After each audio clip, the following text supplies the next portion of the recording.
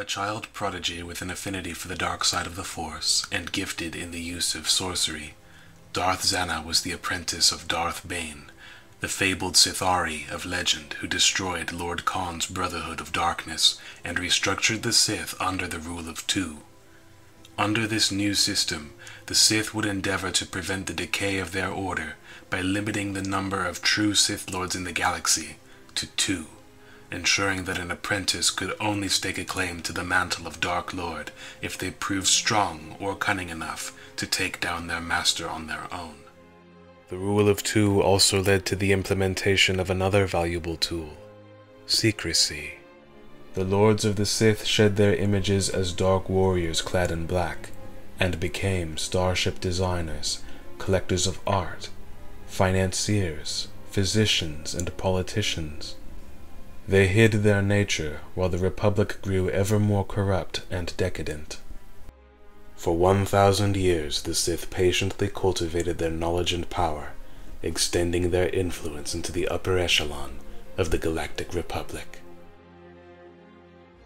The threat of the Sith would remain shrouded in mystery until Darth Maul revealed himself during the final battle of Naboo. Though the grand plan would be orchestrated by Darth Sidious, the reigning Dark Lord of the Sith who instigated the Clone Wars alongside his master, Darth Plagueis, the visible face of the Sith Order would belong to the former Jedi Count Dooku, also known as Darth Tyrannus. Over the course of the war, Dooku would make use of a number of former Jedi in order to accomplish his ends, each of these so-called Dark Acolytes being trained in the arts of infiltration, sabotage, and assassination. Foremost among them was the prospective Sith apprentice Asajj Ventress, who went on to become one of the most notorious Jedi hunters of the era.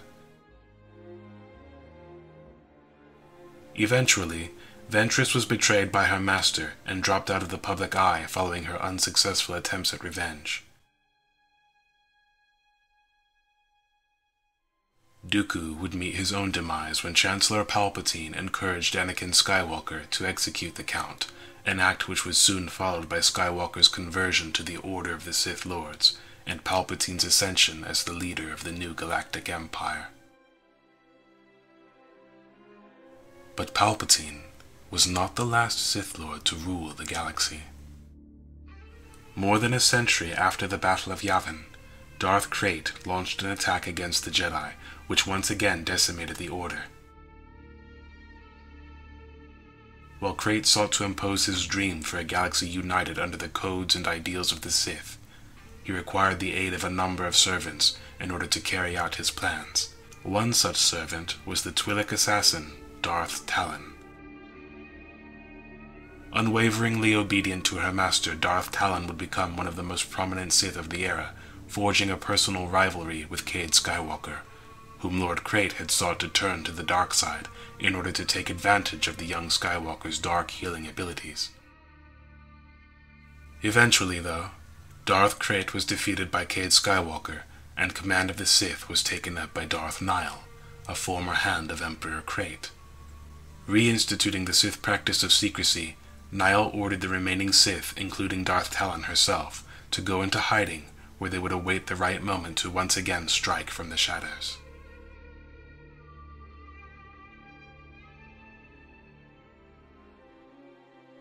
A request was made to make a versus video between 3 characters in a free-for-all to see who would come out on top.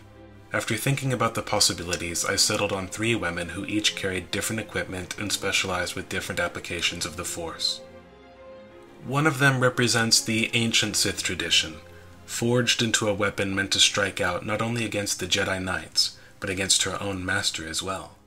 One represents the way of the Dark Jedi, powerful, mysterious, and threatening, but unfocused and without purpose or a true sense of identity. And one represents the shift in ideology that truly separates the Sith of the old order from the Sith of the new. Dedication to the individual's rise and ambition, replaced by absolute devotion to one's emperor. The sorceress apprenticed to power, the bloodlusting huntress, and the emperor's slave. Which of the three truly understands and exercises the power of the dark side?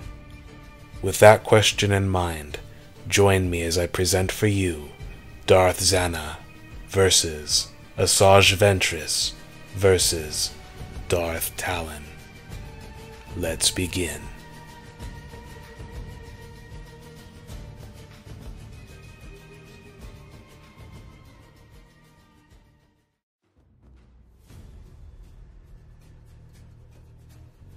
Darth Zannah specialized with Surisu, the third form of lightsaber combat.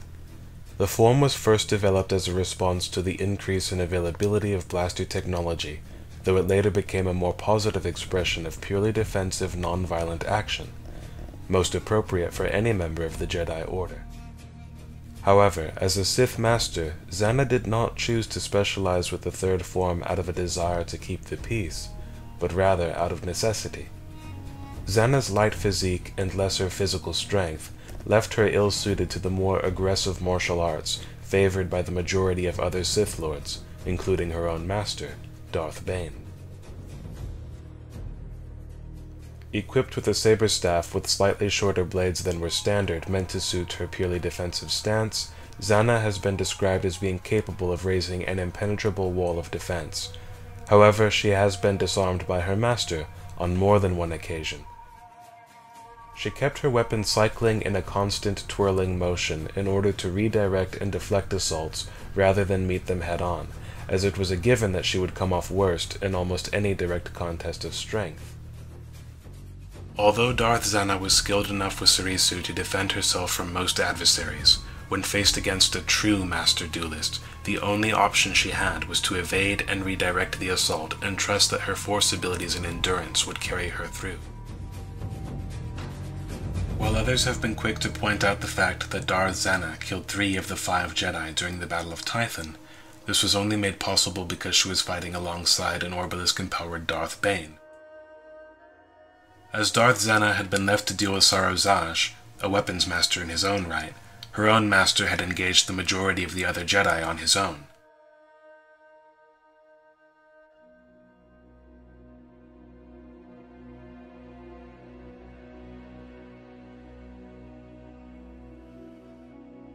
Zannah dispatched Asajj through use of her psychic attacks, before rushing up behind Rasta and stabbing the famed duelist in the back.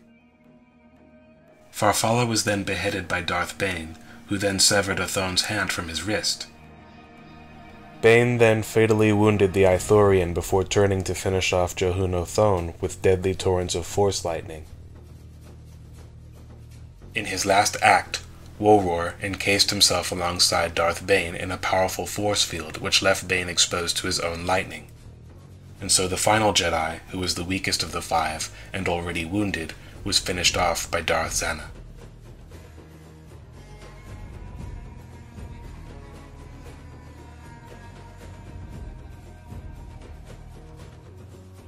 I should make it clear that Darth Zannah's ability to hold her own against a weapons master who was empowered by battle meditation is extremely impressive in its own right.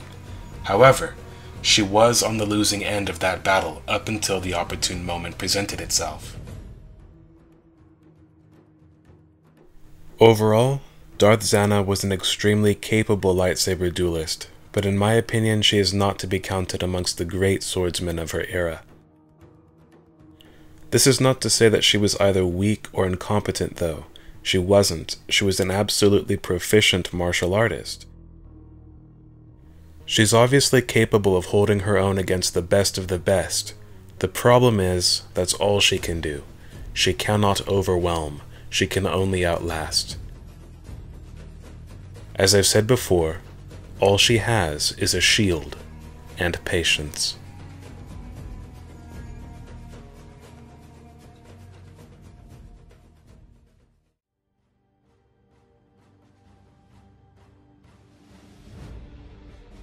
Because of her wish to become the true Sith apprentice of Count Dooku, Asajj Ventress was an enthusiastic martial artist whose desire to prove herself drove her to become one of the great duelists of her time. Purely in terms of her skill with the lightsaber, I'd say that amongst the Jedi of her time, Ventress was on par with the likes of Plo Koon, Shaak Ti, and Obi-Wan Kenobi, though she also survived confrontations with Anakin Skywalker and Mace Windu throughout the war. Needless to say, that means her skills were extremely well developed. Though her form has been described by Luminara Unduli as sloppy, Ventress went on to kill somewhere in the neighborhood of 24 Jedi over the course of the war, and was even able to fight up to 3 knights at one time, with negligible difficulty. Skilled in the art of Jar-Kai dual-blade combat, Ventress was thought to be a student of both Makashi and Naman. Asajj's skill with Makashi is no doubt a carryover from Count Dooku's training. Makashi was the second form of lightsaber combat and was devised specifically for the purpose of lightsaber dueling. This was the major facet of her training that left her so well poised to take on and defeat so many of her contemporary adversaries amongst the Jedi. Naman was the sixth form of lightsaber combat which incorporated elements of each of the 5 previous styles and emphasized the usage of force powers in combat. Most notably in the case of Ventress, the form also acted as a traditional gateway to the study of Jar-Kai dual swordsmanship. Ventress first took up dual blades after the death of her Jedi Master, Kai Nerek, on Radatak, but she later specialized with the weapons, and some would even say she allowed this specialization to become a weakness, as she was thought to be neither as competent nor comfortable when left with only a single lightsaber. She was also adept in the usage of elaborate acrobatics and unarmed hand-to-hand combat, as she demonstrated on numerous occasions. To put it simply, Asajj Ventress's combined skills allowed her to present credible threats to Obi-Wan Kenobi, Anakin Skywalker, and even motivated Sidious to order an end to her training as he grew wary of her increase in power. She has also defeated, or at the very least gotten the better of, Kit Fisto, an esteemed council master, General Grievous, the notorious leader of the droid armies, Luminara Unduli, Kukruk, Jai Merrick, Glaive, and many more Jedi. Her record speaks for itself. She stands comfortably, not only as one of the great lightsaber duelists of her era, but also one of the most experienced.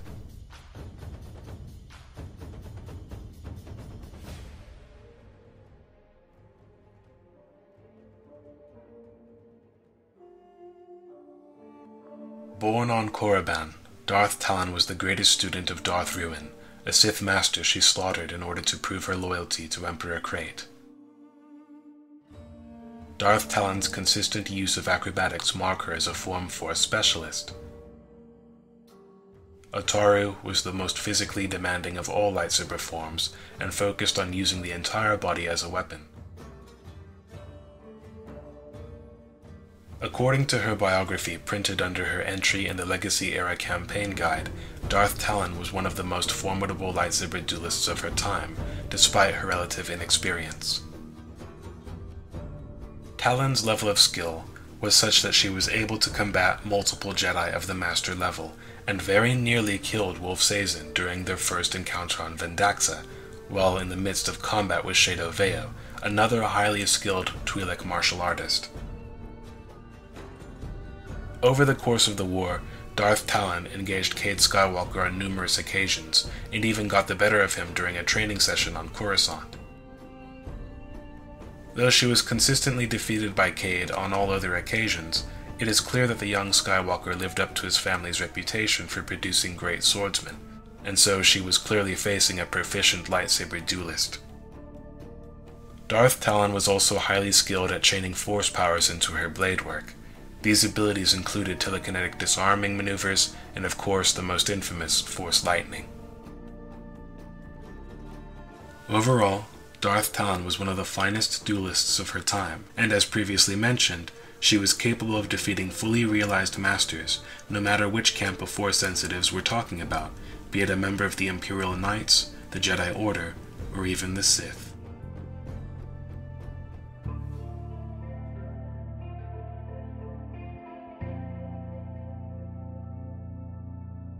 Since this is not a team battle and all 3 characters are in it for themselves, I cannot give the edge in the usual manner.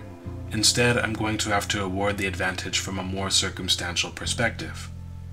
Right off the bat, I'm going to eliminate DarthTalon from the running here. DarthTalon is highly skilled with Ataru and performed admirably against a Skywalker. That's no mean feat.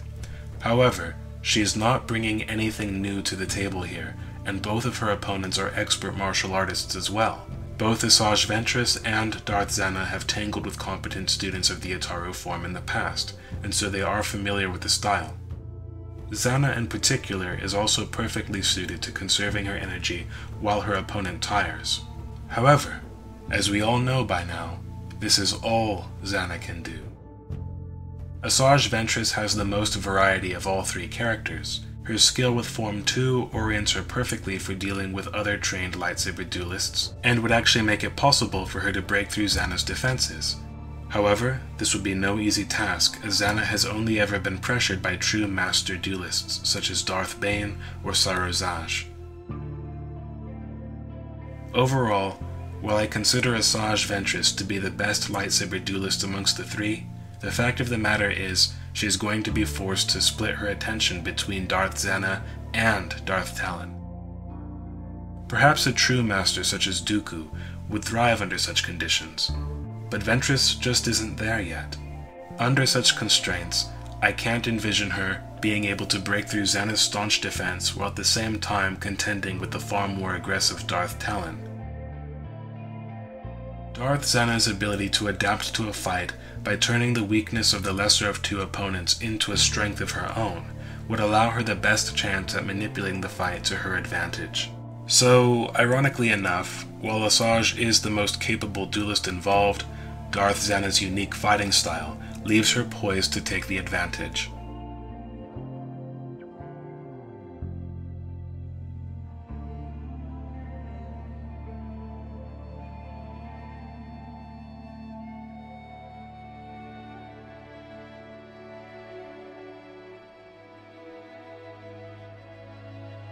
Darth Zannah is a human female in her mid-30s and in excellent physical condition.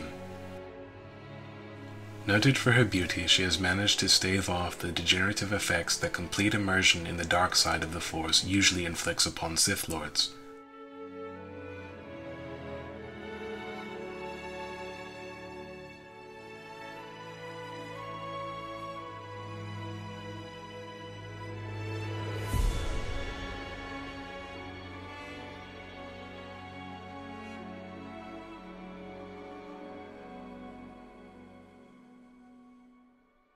However, apart from that, there isn't anything to write home about. She doesn't go to pieces when she's under strain, but she has much more difficulty coping with or rallying from physical injuries than traditional warriors such as her master.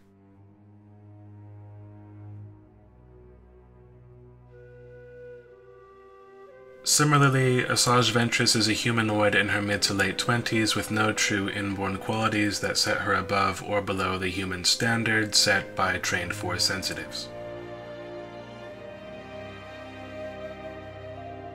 Factor in her excellent physical conditioning and you have a strong, tough martial artist typical of the warriors produced by the Jedi and Sith orders. A forceful duelist, and accordingly quite physically strong and fit, Asajj Ventress has also been depicted weathering severe injuries, which shows that while she may not be much more agile than Zannah, her stamina is likely significantly higher.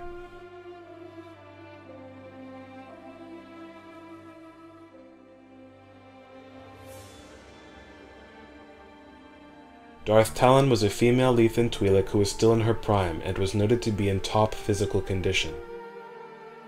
The Twi'leks were an omnivorous race with multiple stomachs, a broad range of skin pigmentations, pointed teeth, and were most often distinguished by two fleshy growths protruding from the back of their heads, called lekku. The lekku were extremely sensitive, and if grabbed with enough force, the resulting pain was enough to temporarily cripple the Twi'lek.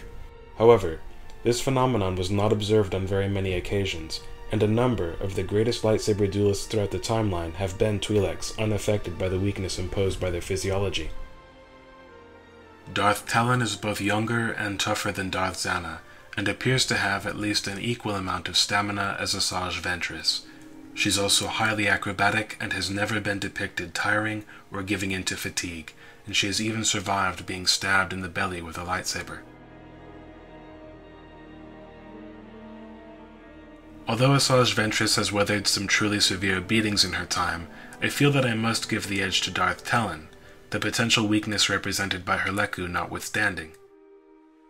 The fact of the matter is, she simply won't back down until she's physically unable to move. Her loyalty to her master and total commitment to the mission have always outweighed self-preservation.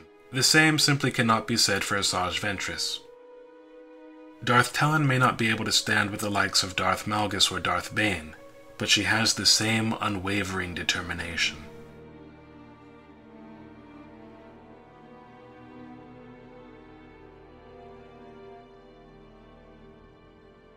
Darth Zannah possessed a strong connection to the Force and a rare affinity for Sith sorcery.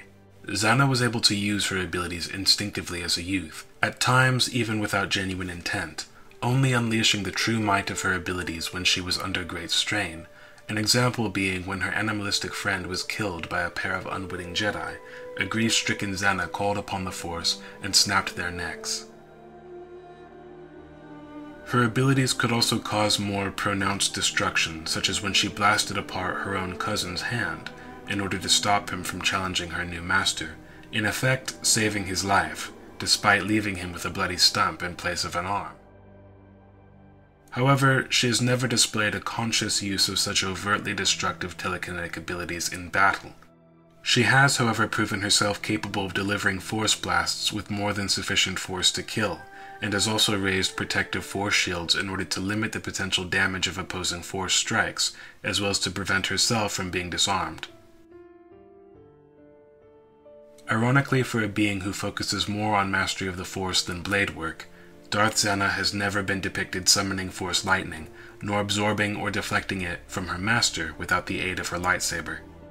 In fact, the text of Dynasty of Evil clearly implied that she would be unable to answer her master's lightning while unarmed.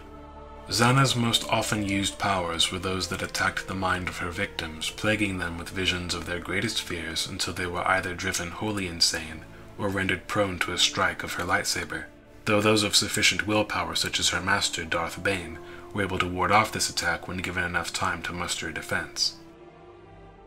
She was of course also skilled with the more commonplace mind tricks utilized by both Jedi and Sith alike, as she proved during her mission to Serena. Zannah's skills of concealment and stealth were also highly advanced.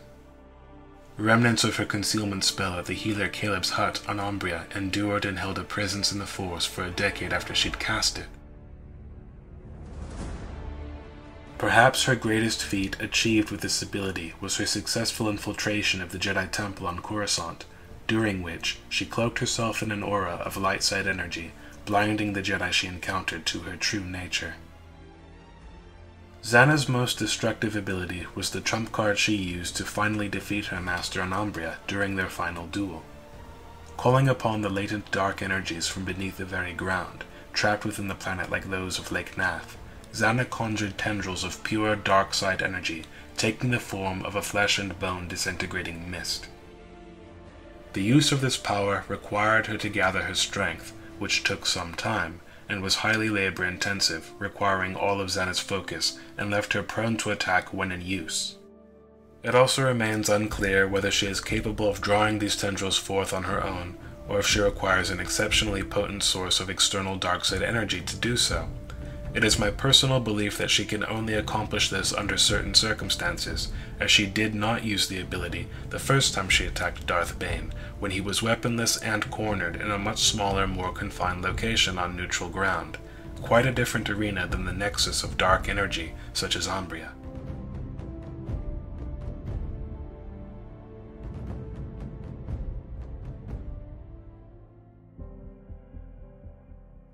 Asajj Ventress was a talented Dark Jedi with a powerful command of the Force. Count Dooku utilized Ventress most heavily as an infiltrator and assassin, and so her abilities were developed to meet her needs. Accordingly, she was a highly skilled combative Force wielder in addition to being well versed with stealth-based applications of the Force. Ventress has used telekinetic force pushes and chokes to subdue multiple targets simultaneously, and has also attempted to use the power known as Force Crush, an ability which she nearly used to kill a Jedi as powerful as Master Fei. Ventress has also made use of the Jedi mind trick on rare occasions, and during her hunt for Obi-Wan Kenobi and Quinlan Vos, she even succeeded in dominating the mind of a Rancor that had been unleashed by the wily Jedi Master himself. As previously mentioned, she was also trained by Dooku to make use of the Force for the purposes of stealth. She has been shown to be capable of cloaking her Force signature, rendering her undetectable by Jedi unless efforts were being taken to actively seek her out. Beyond that, she did demonstrate use of another advanced dark ability when she raised the bodies of dead Gungans on Oma Dune. For further explanation, I'll now turn you over to Jen Sarai, who covered this in his previous videos.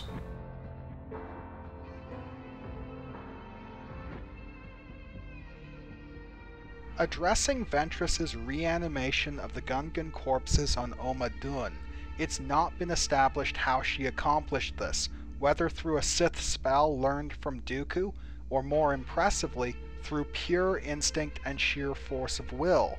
While this power didn't appear to be all that labor-intensive for her, seeing as she was able to keep it up while simultaneously fighting Obi-Wan Kenobi and Zul Zist, the fact that she has only ever used it once implied that it can only be used under very specific circumstances, and isn't a part of her usual arsenal.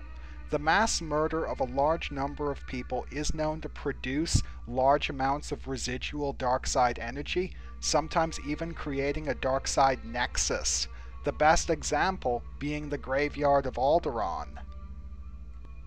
And Ventress was fighting on the site of the mass murder of the entire Gungan colony on Oma Dune, so it is likely that she achieved this by channeling this residual energy, and isn't capable of this feat without an external power source of this nature. However, the other possibility to be considered is that she's entirely capable of doing this whenever she wants, and the only reason she never used this power on other occasions is due to practical reasons, such as the lack of available corpses. Being one of Dooku's primary covert operatives means that she is rarely surrounded by piles of dead bodies, despite her own wishes to the contrary.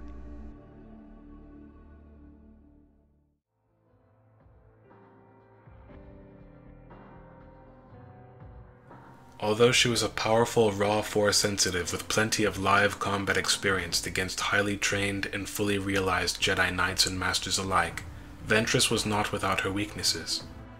Ventress has no facility with energy-based attacks such as Force Lightning, and she has no defense against it either. In addition, she has shown herself to be vulnerable to every form of telekinetic attack that she herself has made use of. She has been disarmed, choked, or otherwise subdued purely through use of the Force, and is thus just as susceptible to these modes of attack as either of her opponents.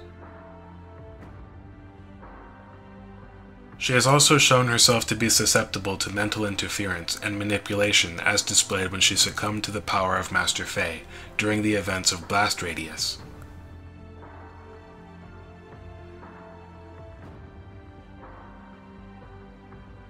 Ultimately, Ventress was a powerful force wielder with a higher potential than I feel she ever truly achieved, and although she was only ever taken down by the most powerful beings of her era, the same could be said for her competitors.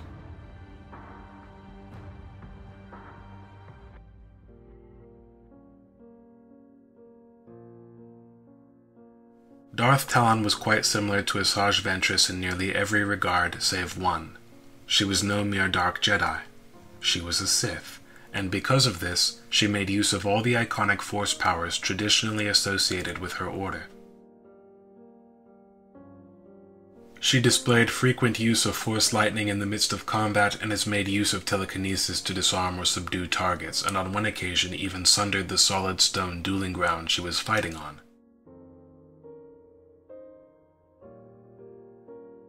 She has also made use of her abilities to torture trained Force sensitives, the most notable example being her defeat of the Imperial Knight, Elki Vetter, who had been both the bodyguard and instructor of the Princess Marasiah Fel. Talon succeeded not only in forcibly drawing pertinent information from Vetter's mind, but also used a technique of uncertain origin which caused the Knight to bleed from the eyes and nose throughout the mental probe.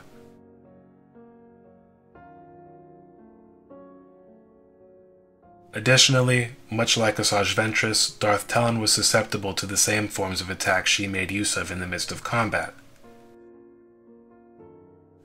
The key difference here is that DarthTalon has greater variety on her side, and as a result of studying to be a true Sith, Talon has gained some measure of control over the forces that Asajj Ventress was just beginning to experiment with. Although Asajj Ventress's potential strength in the Force may have been comparable to, or perhaps even superior to DarthTalon's own, the fact of the matter is, Ventress simply never benefited from the refinement offered by true Sith training.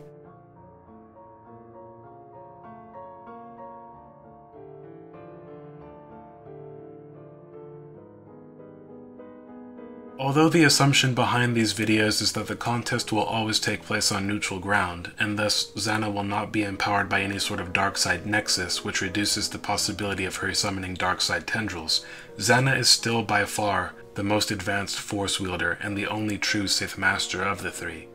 Her strength in the Force eclipses that of either Ventress or DarthTalon. Ventress is actually at the severest disadvantage in this contest.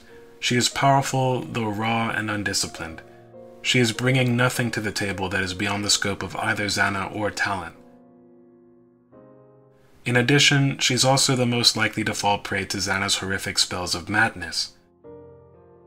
There are true horrors in Ventress's past, and inside she is a fragile, lost girl who's trying to find her way.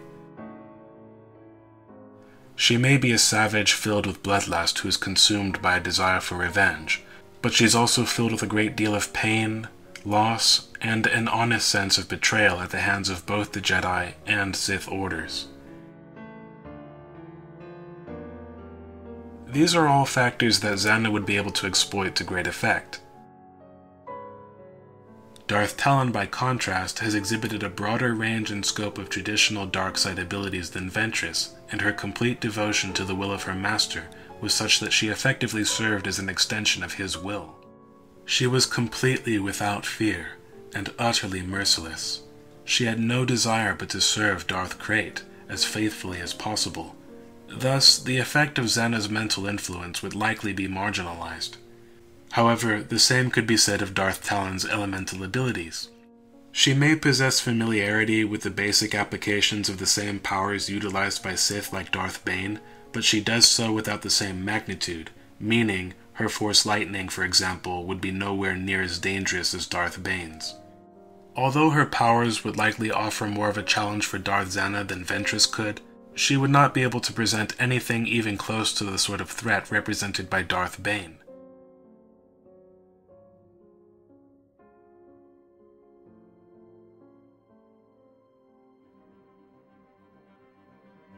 Darth Zannah utilized a custom saber staff designed to complement her purely defensive stance. The blades were slightly smaller than the standard length, meaning that Zannah would sacrifice reach and leverage in order to increase her dexterity, a small price to pay since Zannah is not an aggressive duelist. Her weapon was also equipped with a unique Bane's Heart lightsaber crystal, which guarded against the weapon being used by anybody other than its rightful owner. Asajj Ventress used a set of curved-hilt paired lightsabers which were twin weapons that had originally belonged to Kamari Vosa, one of Count Dooku's former failed Padawan learners. The weapons could be locked together in order to form a saber staff, which provided greater leverage and better enabled one to fight off multiple opponents. The curved hilt provided ergonomic benefits, making for a more user-friendly weapon, which was at once easier to control and also difficult to defend against due to the variable and unpredictable angles of attack. DarthTalon utilized the standard weapon common to all Sith of her day, a single-bladed lightsaber with a hilt that appeared to be encased by Yorick coral. Beyond that, there is very little to say about Talon's otherwise standard weapon. She did, however, possess a gauntlet composed of unknown material, which she used on one occasion to guard against Cade Skywalker's lightsaber attack. If the substance the gauntlet was composed of was indeed cortosis, this would mean contact with the gauntlet could temporarily short out opposing lightsaber blades. DarthTalon's gauntlet was more noteworthy than her actual lightsaber, which was simply a standard weapon. However, the gauntlet is a purely defensive piece of equipment, and thus Talon won't be using her weaponry to bring the fight to her opponents in an unexpected manner. She will simply have a stronger defense than she would otherwise.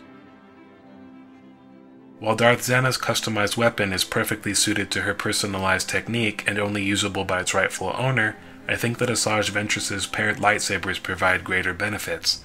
The saber staff function would allow her to defend against both opponents simultaneously, and the options afforded to her by her weapon's ability to split into dual sabers, each with curved hilts, provides far more in the way of tactical improvisation.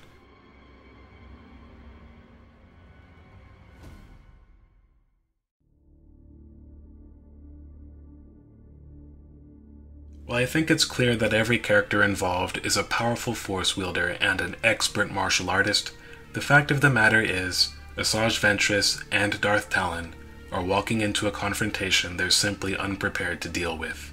While Asajj Ventress's skill with the lightsaber is impressive even by Palpatine's reckoning, she's not yet a master on par with the absolute best of her era. Having said that, she's still a much more capable duelist than Darth Zannah.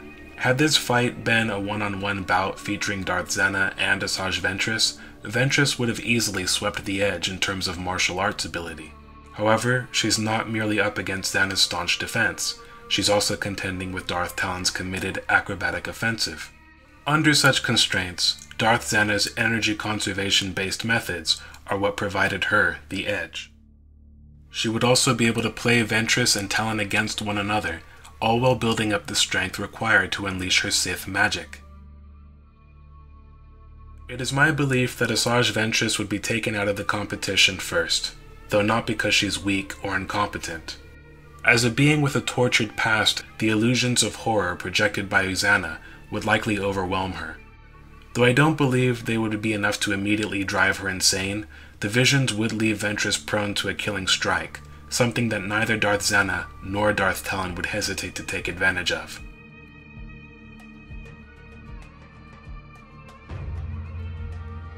Although Darth Talon was a powerful enforcer of Emperor Crate, she never displayed a level of strength comparable to the likes of Darth Bane or Zannah. While I believe her knowledge of true Sith techniques would allow her to outlast Asajj Ventress in this fight, she would only be able to do just that. Once she found herself squarely within Zannah's sights, she would find that she was facing a true Dark Lady of the Sith. To continue with my theme of comparing versus matches between Star Wars characters with fights from Avatar: The Last Airbender, in my opinion, this fight would play out much like the first duel between Zuko and Azula from the episode entitled The Avatar State. Zuko was a young and energetic martial artist who had already defeated one of the highest-ranking officers in the Fire Nation's navy on more than one occasion. This is comparable to the youthful Darth Talon, whose expertise, discipline, and inner strength allowed her to take down fully realized Jedi Masters. But while Zuko was highly skilled, his sister was a true prodigy. At that point in time, Azula was quite simply a far more dangerous and well-honed martial artist than her brother. Darth Talon may be a competent martial artist and skilled in the use of Sith techniques, but her opponent is simply better. Talon's aggressive use of her lightsaber, as well as her force powers, would allow her to keep the pressure up, but she cannot keep fighting forever, and more importantly, she's bringing nothing to the table that Zannah hasn't seen before. Zannah would then be free to bide her time and end the fight on her own terms. I proclaim Darth Zannah, a true Dark Lady of the Sith, the victor.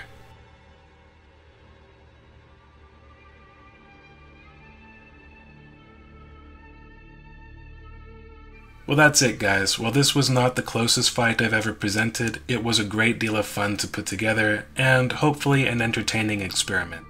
As always, I encourage everybody to keep their messages civil, as this is all done in the name of good fun, and I'll catch you guys on the next video. Have a nice day, guys. Bye.